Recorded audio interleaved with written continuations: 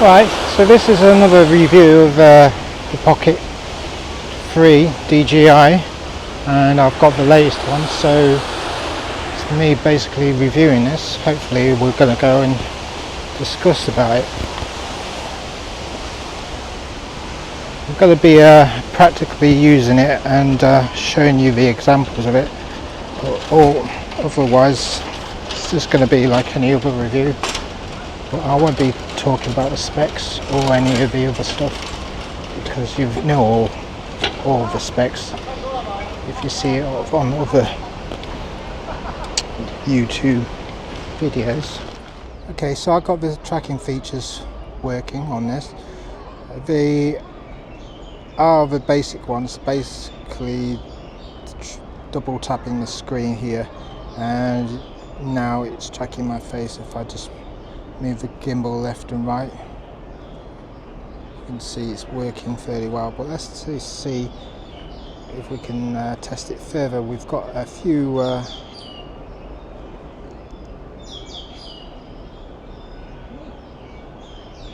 sculptures in the park, so we're just gonna see if we can just get one close. Seems to be working, and oh, it lost it, so the contrast doesn't work fairly well, so let's just reacquire it.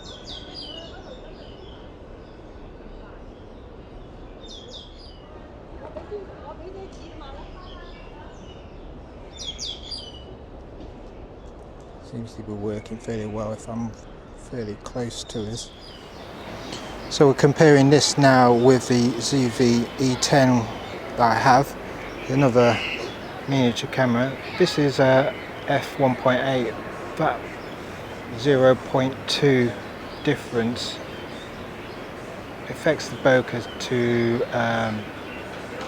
better looking bokeh. But all I could say is with this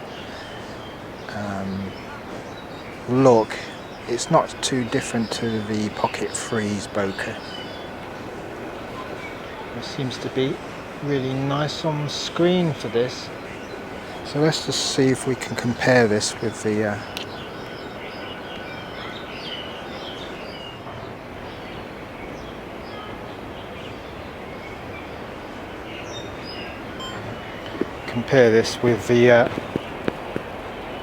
Pocket 3. So there is a difference in framing.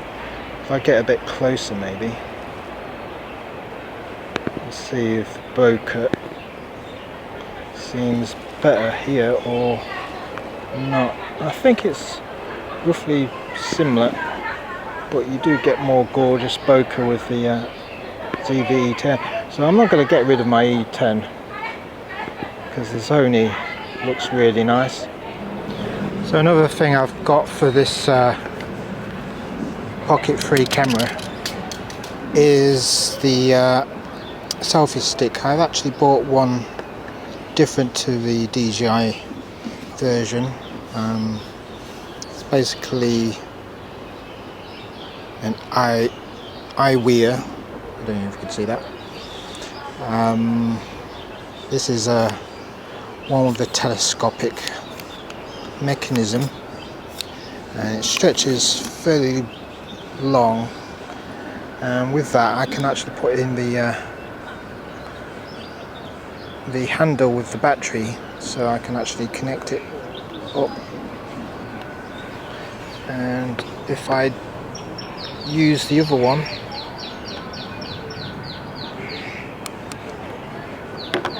you'll see this, it's a bit awkward. Okay, it's now charging, and this now stretches out fairly long, and as you can see, I just bent it that way, and now I've got myself a long selfie stick.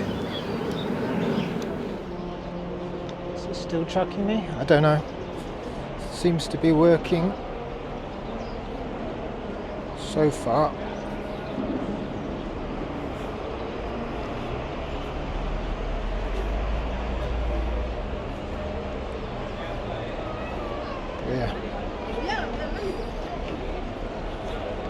Another accessory is this other selfie stick, which is much shorter. It's basically this as the battery and an output going to the adapter attachment, and this is much shorter. I could put in some legs. I think I've got the legs from the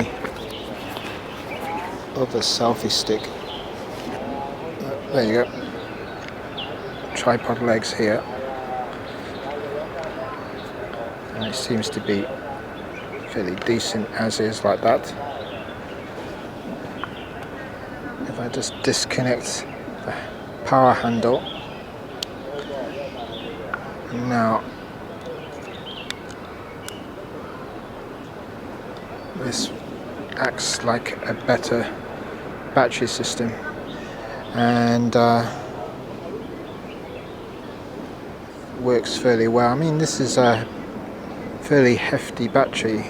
It's a 7 amp or 7,000 milliamp battery, and with the short USB cable it works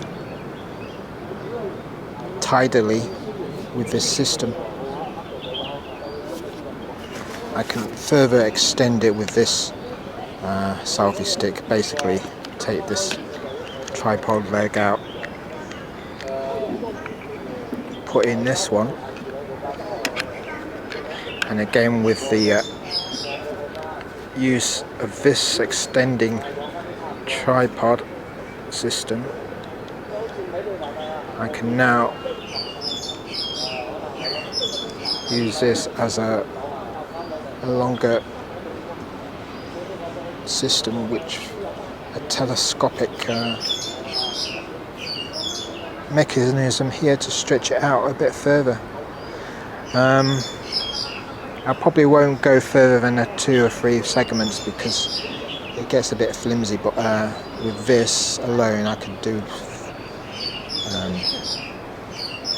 decent walks with this.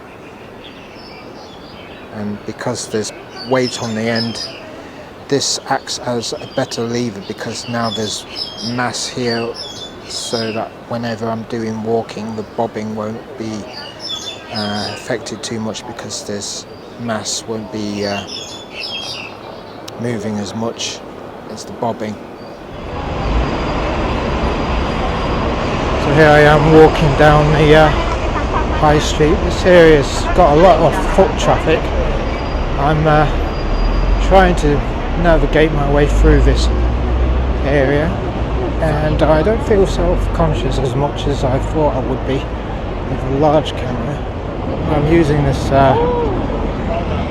mic transmitter along with the gimbal, and the mic transmitter seems to be connecting fairly quickly with the gimbal, so I could switch off this gimbal and on, and hopefully it seems to be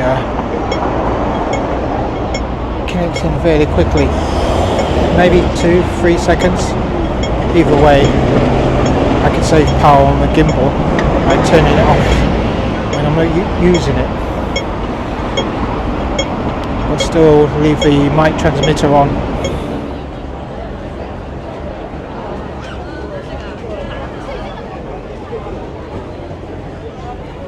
This is the gimbal walking horizontally. Hopefully it's reducing walking bounce, and I'm walking at hip level. It's a bit awkward because there's a whole lot of people around. We're just going to try and see if it works this way. Anyway, I'm at the viewing area, and this area looks positively stunning. All I can say now is that I'm thankful for this pocket free, because this system only weighs maybe a couple of 100 grams, and it's much lighter and more convenient than carrying a ZV E10 with a gimbal. Don't get me wrong, I do like my ZV E10, but I much prefer this system, which is only a few 100 grams and what can I say? Seems to be pretty cool area.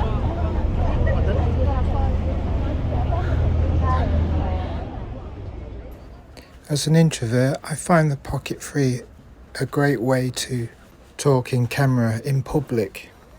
It's much easier to carry this camera all day and to set up a recording session there and then. Even in crowded situations like the streets of Hong Kong or in the MTR underground railway stations. The gimbal does drain fairly quickly, so I suggest using a battery bank to solve most of your problems. I hope that this video helps you to decide whether or not you should get the Pocket 3. Personally, I think this machine is really good for vlogging covertly in public places. Let me know your opinions on this gimbal. Like and subscribe, and I'll talk to you again. Goodbye.